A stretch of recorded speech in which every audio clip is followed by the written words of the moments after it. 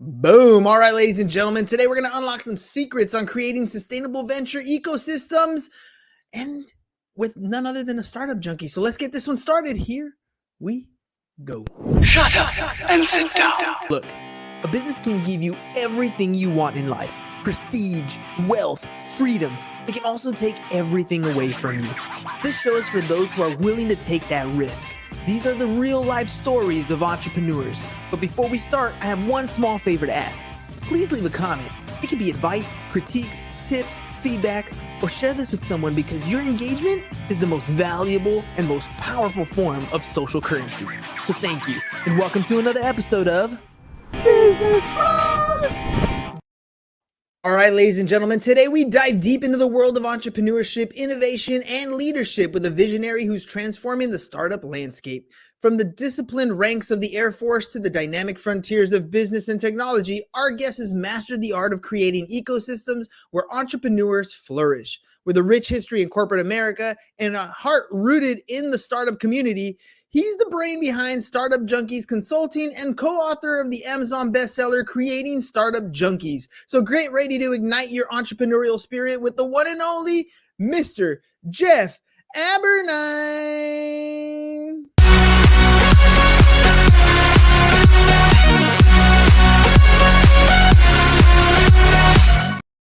All right, Jeff, welcome to the program, my friend. That's definitely the best walk-on music and intro I've had in a long time. That's what I'm talking about. Then I did my job correct here, right off the bat. All right, let's do this. First question I ask every single guest. You're here to promote something. There's something you do for a living, something that you sell that puts dollars in your pocket and food on the table. So what is that for you? Yeah, so good question. So I'm a serial entrepreneur by affliction, 9 startups over a long career. And it was a difficult journey. Many times you learn by sort of 2x4 education and stepping in potholes and making mistakes. And I realized there's an easier way. So about 15 years ago, we created an entrepreneurial support organization called Startup Junkie. And it's all about providing that sort of McKinsey level advice and guidance and consulting and support at no cost to entrepreneurs who are at concept stage all the way to companies that may be at 20 million in sales. And if you do that, the whole theory is you can get them through their first year of survival and 5th year of survival, and all the economic impacts that come from that are significant, in addition to what it does for them personally as entrepreneurs. So that's what we did when we created Startup Junkie. It was kind of an accumulation of all the life lessons and things I'd done right and things I had done wrong along the way that manifest into our business. Isn't it amazing how quickly that entrepreneurial excitement when you first get started can get really bogged down, or you blow out the candle on the hope that people have when they first start off, mainly because they just don't know what to expect when they get into business. They think it's all about me being able to do my craft the way I've been doing it for whoever else I was doing it for. And then they get into this space and they realize, oh man, there's a lot of hats I got to wear, a lot of things I got to do. I wish I had somebody that I can reach out to and get some information on. So tell me a little bit about the organization. If there's a startup out there, somebody who's getting started, doesn't know what really they're doing, but knows that they want to be in business for themselves, what can they expect when they become or look towards Startup Junkies? Yeah. So when clients engage with us, a lot of times they might be just at that concept stage, or they might have sort of a PowerPoint presentation and a dream, or they might be farther along. And the very first thing we do is, after they set an appointment, we take an awful lot of calls virtually or over video chat, sometimes in person. They come in, we go through triage. It's not like we instantly start out and say, here's the cookbook. This is what I've done for 35 years. Do this. It's a lot about this sort of Socratic method of asking good questions and trying to understand where they are in that journey, maybe what the gaps are in their knowledge, the kind of stuff that's keeping them up at night. And then from that point, based on what we learn, we can be a little more prescriptive. We can say, well, here are some contacts that you need to reach out to that are in our network. Or here are some tools like the Lean Startup Canvas or customer discovery that you need to go do, essentially homework. And then we'll launch them off on their way. And after that, after maybe that initial more intense engagement, it's a little bit like contacting the doctor's office. They'll call us back up when they're having new issues or new things they want to talk about. And we'll go through a similar process again to say, all right, well, let's dive into that. Let's figure out what it really is that's happening here. And then let's figure out what we can do to be helpful. I know that triage question I'm a little bit curious on, because I know when I first got started, almost the only answer is I can sell this product, right? And that, that was really about it, product or Right. service, right? I can do this. The other technical stuff, I didn't really even think about, much less have an answer to if I was asked these questions about where the business is going to be. So help me understand when you're questioning a young entrepreneur. I'll give you an example for just to kind of keep this in that in that loop. So I teach a class called Financial Algebra. It's high school seniors. And in starting in the next couple of weeks, they're going to start to build a business, but half of them have never had a business before. They don't know what to really ask or where to start with. We're going to start with identifying a problem. And we're probably going to use, I use Go High Level a lot. And so I'm going to have them use that to create, start off with something easily that they can win, right? A website, maybe a missed call text back feature, something like that. But they have no idea for business. What would be some questions that you ask your entrepreneurs that come on board so we can kind of dig deep a little bit and give them a better understanding of, what business actually is? Yeah, for sure. So, I mean, the fundamental thing is, and you hit the head of the nail when you said you're going to start with the problem. We'll ask them, what problem is it that you're really solving? And then the next question is, well, how do you know it's a problem? And oftentimes the answer we'll get is, well, first of all, you got to get them to frame it in the form of a problem and not a solution, because a natural human tendency is to say, I've got this idea, I've got this solution. And you ask them, well, what's the problem? Well, they'll say, in essence, the world needs more of the solution, versus saying, this is the pain or the problem that we've uncovered. And then the next thing we'll say is, well, all right, so who's your customer? And we try to get them into what's the ideal customer profile and how do you know? And not just, well, retail needs this or automotive industry needs this, but specifically, who is it that's actually going to buy what you have if you've got a good enough value proposition? So we'll take them through those kind of questions. And based on what we hear, we can then engage further with them and say, all right, you need to think about this, or you really need to go out and ask really good open-ended questions of people that are not related to you to find out, without giving away your solution, if there really is pain associated with what you're trying to solve. So, I mean, that's typically where we start. And then beyond that, it's a whole range of other things. If they think they need finance, why? Too often people think, I have to raise money. I can't get past this point unless I raise money. And a lot of times we'll try to challenge them and say, well, listen, what do you have today that you could do, that you could sell without raising any money? Or if you couldn't raise any money, what could you do through your own wits, your own resources, your own relationships to actually move this thing along to prove that you're building a business model that would actually work? So we try to get them back in that mode of, don't get hung up on the fact that you think you have to raise money. If they're just at concept stage, that's kind of a premature thought typically. Mm-hmm. And it's bizarre to me how little we as entrepreneurs know when we first get into it, impressive after the first year, how much more of an expert we've become, but yet we still fall into traps as a solopreneur, as a startup, where a lot of companies hit a plateau. They maybe didn't know something at the beginning. They got a little bit of help. They got going. They got to a certain speed in their business. And then it's no matter what I do, I keep hitting the wall at this point. Usually for a lot of these companies, they break that $1 million revenue barrier. And then how do I get to that next one? How do I get to 3, 4, 5, 10 after that? What are some of the common challenges that you see? You've had an opportunity to talk to a lot of different entrepreneurs. Sure. Maybe it's similar. What's some of the problems that you see and that you've been able to help with the Startup Junkie Consulting, overcome some of those barriers? You bet. So it's a great example you gave. So it takes, many times it takes a certain amount of grit and tenacity to go from zero to $1 million. And then when you get to $1 million, you realize if you're going to grow beyond that, it's really more about the team than you. Mm-hmm. And a lot of times ventures, small businesses will fall down because all of the corporate understanding of how you got there is between your ears. You don't have documented processes. You're unwilling maybe sometimes to delegate tasks to people to build that next echelon of folks. What I always tell people is figure out how to work yourself out of a job. If you feel like you can't ever go on vacation, you can't ever leave, you haven't done a good job setting the table with those first key employees that are going to allow you to scale.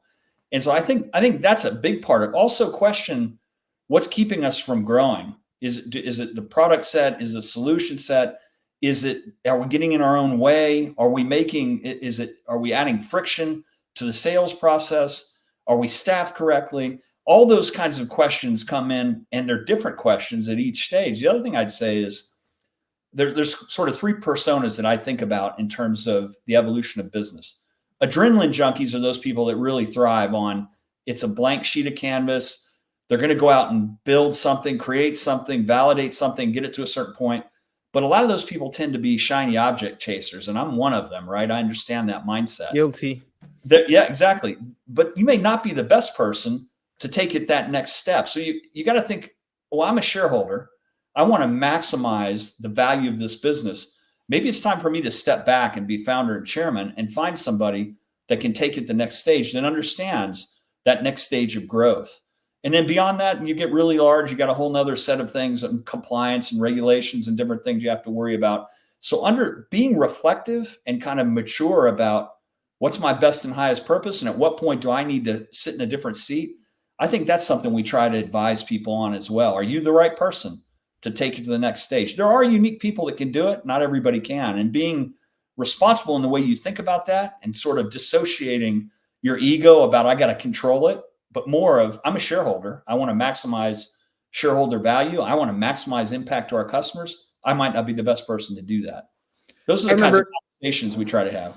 I remember early on in my career, in my real estate investing, I learned from a successful investor that every time I go into a deal, I should go into it with the exit in mind. I should already have the exit strategy laid out when I go in, because it helps structure the deal all the way through. What I didn't realize was that a lot of business owners who are successful have that same thought process when building their businesses, right? How do I get out of this business? Not that they're necessarily going to sell, but they're building a business so that it has the ability to have an exit at some point in the future. And at any time during the growth phase, the way you've built that business makes it much more attractive to outside money if you're seeking to go the angel or VC route. If you're looking for that, if you're looking to sell later when you get older, there's so many companies right now, so many small businesses where the owners are aging out. They're hitting a point where they're like, I'm done with this, I need to retire, but they have no exit strategy built in. Now, in your book, Creating Startup Junkies, you're helping people kind of develop a process here. How can you help people, or what do you talk about in your messaging to help people exit these companies or develop processes in place so that it's an opportunity for them later down the road? Yeah, I mean, so it's a good point. Starting with the end in mind is really important. And the end can be whatever your exit or harvest strategy is going to be. That has a lot to do also with succession planning. You know, at what point are you going to have someone that can take your seat or take it to the next level? A lot of times we'll have those conversations. It's particularly important if you're going to raise outside capital, you have to have aligned interest with the investors you take on board. Some investors might be good for a 20-year ride where someday they'll get distributions. Most, it's about capital appreciation. They want to see this thing grow for 5 or 7 or 10 years, and then it gets sold to a bigger player. That's typically where they are. And so having that kind of alignment, just like you said, starting with the end in mind, is really important. And I kind of give the hard, brutal truth to people that are going down that path to say, just remember, if you're going to take outside capital and you're working towards an exit, it's like a marriage. When you bring in those investors, you got to make sure there's good cultural alignment with them, that they've got the same goals and objectives, that you're going to appreciate having them on a board, et cetera. I mean, all those things are really, really important. Your other point about having it built to sell, that's really key, because if you build the business that you'd be proud to show someone the books, you'd be okay with an audit, you'd be okay with the fact that you've compensated your people well and you've got good policies in place, all that kind of stuff just makes you a better business. And a lot of times as entrepreneurs, we kind of feel like that's the stuff we hated about the corporate world. Doesn't mean you have to do all of it, but you need the expertise from the people that are good at that to put that in place so that when the time comes and you want to exit, if you do, you're ready to go. So that idea of always thinking we're going to build this thing so that it would be attractive to someone else, that's a smart way to do it for sure. Yeah, and the exit doesn't always have to happen, right? I know there's many people out there that have lifestyle businesses where it's not something that they're going to grow to multi-million-dollar exits and stuff like that, and that's totally okay. But understanding that ahead of time is what you guys are trying to help a lot of people do. Now, you have a military background. I I do. always find it amazing that the way the military works with standard operating procedures. My brother was in the Navy. He came out. He was my systems guy. Like, he took my idea, my concept, my shiny object syndrome type thing, and he was like, okay, if we're gonna do this, step 1, step 2, step 3, step 4. This is the process that we need to work on.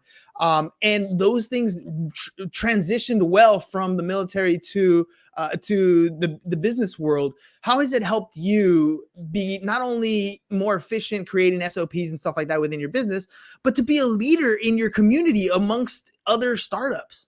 For sure. Well, and thank you for that. I mean, it was an honor to serve, and really, growing up, I always believed I would be career military. Serving in the military has been a multi-generational thing. And in my case, back to before the Revolutionary War, I kind of grew up around it. 3 of my 4 kids have served as well. And so that kind of was the family business. I didn't know anything different. I certainly didn't set out to be an entrepreneur. I kind of came to that along the way when that sort of lit a spark in me that was unexpected. But the thing I'll say more than anything else is the military puts you in a frame of mind to not be afraid of dealing with chaotic situations where you have ambiguity. You're constantly in a situation where you think about, unless directed otherwise, this is what I'm going to go do. Some people think that it's very prescriptive. It's like you only do what is in a rule book or a reg book or a process. Oftentimes, you've got to be innovative and creative and improvise, adapt, and overcome, to kind of use the Marine Corps saying, because it's just so chaotic. There's not anything in the rule book that tells you how to do that. The things I took from the military were things like showing up on time, being forthright, taking care of people, passing along the credit when things go well to your team, taking the blame when things go poorly.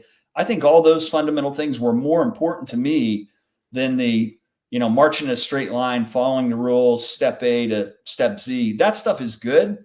But quite honestly, I was always a little bit of a maverick, a little bit of somebody that questioned things. And that's also accepted in the military to some degree. And I think that's part of what I got out of this, is realizing these are the things that excite me. I'm going to show up on time. I'm going to outwork other people. I'm not going to give up. I'm going to have that tenacity to keep going when other people might not. Now, you've been in business for quite some time now, and anybody who's been in business for the last 5 years, I feel, is now almost ancient because of how quickly things are changing. Yeah. I mean, literally, what happened in 2008 business to today is completely different, simply because we are literally holding every piece of information in our hands, and we didn't used to do that, right? I always find it funny when I talk about when I was in my first business and I put ads in the yellow pages, and people look at me like, "What are those?" Like, that's a weird feeling, but it's a huge difference. If you could give advice today to people who are getting started, which you already do anyways, what information or what type of advice would you give them, especially as things are trending, things are changing so drastically and so quickly? You've got to be a student of whatever it is that you're trying to do. And, you probably heard the cliche things about the 10,000 hour rule and becoming an expert. It's really true. You've got to go deep in whatever it is that you're trying to do and what you're trying to solve. There's no replacement from spending the time and doing the work and being curious. And I would say you also, and almost regardless of what business you look at, have to look across the digital frontier of what's available and say, there's a lot of disruption that's happening. We've got generative AI now. Not that's a threat or that's going to put me out of business, but how can I lever that to be even better? How can I use those tools that are emerging every day in some kind of cogent way to build competitive advantage? I'm an old guy by any measure. I'm a boomer, right? My professional career started in 1980 in the military. And so for me, it's constantly being curious, being a learner. When new things come out, not being afraid or kind of saying, well, that's going to be young people sorting that out. You got to dive in and look to see where is the value going to come. And I would say in any business, staying curious and questioning your assumptions and then having a bias towards action are really good. I mean, you're only going to have 70% of the information you need before you make any decision. Don't be afraid to take that decision. It'll be wrong a lot of times, but you're going to learn more from having tried something rather than just saying, I'm going to analyze this or build this forever before I launch it. That's kind of the the downside of being an entrepreneur is you're going to make a lot of mistakes. There's no, you yourself are never going to be a failure. Failure is not a person. It's just a situation. It's an action. You made a mistake and it's okay. That's how you're going to get better. I like how you talked earlier about products. And I was thinking about how when you get feedback from your potential customers or your friends, your family, whatever it is, whoever you're asking about your product or service, they're usually going to tell you stuff you don't want to hear. But as an entrepreneur, you kind of got to be able to take that information in. I was telling my students, I was like, look, if you're telling me about a product or service and I'm telling you all these different things that I'm thinking about, then your product or service just isn't quite there yet. But when you get to the point where you're telling me about your product or service and I'm like, ooh, where do I get one of those? That's how you know you got it dialed in. But you can't get from where you are to where you want to be without hitting all those mistakes along the way. That's just part of the deal. Now, I don't know about you, but I learned a lot by opening up a book. Tell me about your book. If people are going to open it up and get some information, what are they going to find there? Well, and so thanks for asking. So creating Startup Junkies. So we're in Northwest Arkansas, a place that no one would have historically associated with a fast growing venture ecosystem, albeit, you've got Walmart, JB Hunt, Tyson Foods, these giant multinational firms with great entrepreneurs that were created here. But what we realized over the last 15 years is communities led by entrepreneurs can create viable venture ecosystems that play to the assets, the aspirations, and the constraints of the area. Like, not everybody can be Silicon Valley. There's only one, but you can build something that's unique to your area that will allow small businesses and scalable ventures to thrive. So we wrote this book back in 2021 to provide equal measure of inspiration. This is how we did it. This is where we've gone from this essentially greenfield to a place that's ranked and has good accelerators and early stage investment and all the kinds of things you want, to a set of tools, right? It's something we call the venture ecosystem building canvas. And it forces you to kind of look at talent, your availability of talent, technical talent, entrepreneurial talent, your availability of capital, your entrepreneurial culture, how frequently are there events and programs and activities that draw people out, and then the community engagement. What are the city and the county and the state doing? What are the universities doing? What are the community colleges doing? If we think about those four pillars, we wrote about it in the book and said, this is a framework to size up what you can do in your own community, regardless of where you are in the world, to start from wherever you are to build something great. And part of what we tried to dispel is a lot of time traditional economic developers will think, yeah, we want to do entrepreneurship. And so they'll go spend a lot of money on a building and they'll have no community built at all. We say, start with the stuff that you can do that's relatively inexpensive. So our book, the audience for it, it's entrepreneurs for sure, because eventually entrepreneurs, after they build something, they want to build an ecosystem. They want to give back. They want there to be more of their tribe in that area. It's also for municipal leadership. It's for chambers.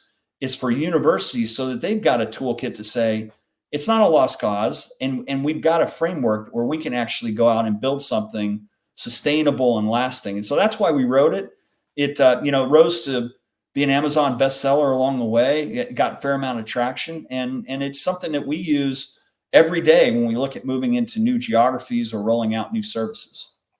And that's the key, right? I mean, in entrepreneurship, you can go at it solo, but I promise you're going to make a ton of mistakes. And the fastest way to cut through that learning curve is to pick up a book and learn from people. And if you want to do it even faster, it's to find a mentor who's already done what you've done. Like, those are the shortcuts to get to where you want to go. So, Jeff, if people want to reach out to you or they want to pick up the book, how can they do that? So two ways. So the best place to find out more, to reach out to our team, is at startupjunkie.org.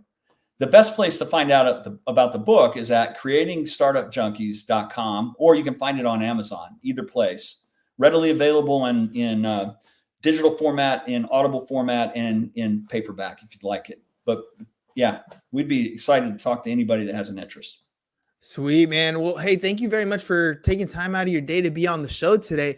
If one more time, I got a bunch of 17-year-old kids who are about to do some of these projects. And I know you gave a little bit of advice for entrepreneurs. What would you say to the 17-year-old version of yourself about to graduate high school, go out into the world, especially in 2024, where this economy is ridiculous? Any pearls of wisdom you can share with them when it comes to entrepreneurship? Yeah, what I'd say is you're never too young to start. You're never too young to start. A lot of times high school age kids will be like, I'm too young. I can't do this. I can't do that. I'm not through college. You're never too young to start. Even if it's a side hustle or some kind of gig business, get started, do something, figure out something that you can do to sell, that will allow you to get experience having your own thing.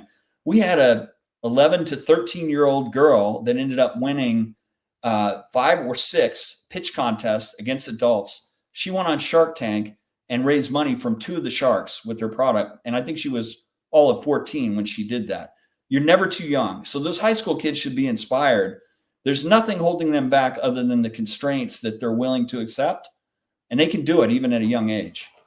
100%. Jeff, thank you very much for coming on the show today. Ladies and gentlemen, I don't know about you guys. I mean, obviously, if you're listening or you're part of this community, entrepreneurship is part of who you are. And again, if you're just new to this space and you need a little bit of help, there are people out here who are willing to help, who've literally written the book on processes and procedures to help you go from concept to all the way to the point where you can exit or raise capital if that's what you want to do. And Jeff is one of those people. So make sure you stop by the website, startupjunkie.org. You can also hit him up on LinkedIn, by the way. It's just his last name, right? Jeff Amerine. And on social, hit the little Google. You'll be able to find that and pick up a copy of the book. Reach out to him, have a conversation. I promise you it's a shortcut to where you want to go. Otherwise, if you do it alone, good luck. Trust me, we've been there before. Jeff, thank you very much for being on the program. Thanks for having me on. This was fantastic. Thank you so much. Of course. Ladies and gentlemen, we'll catch you guys on the next one. Peace. And we're out. It's over. Go home. Is your business in need of marketing? Try starting a podcast. But not just any podcast. Podcast like a pro. We can show you how to take your business from being invisible to becoming a brand people trust. Go to www.businessbros.biz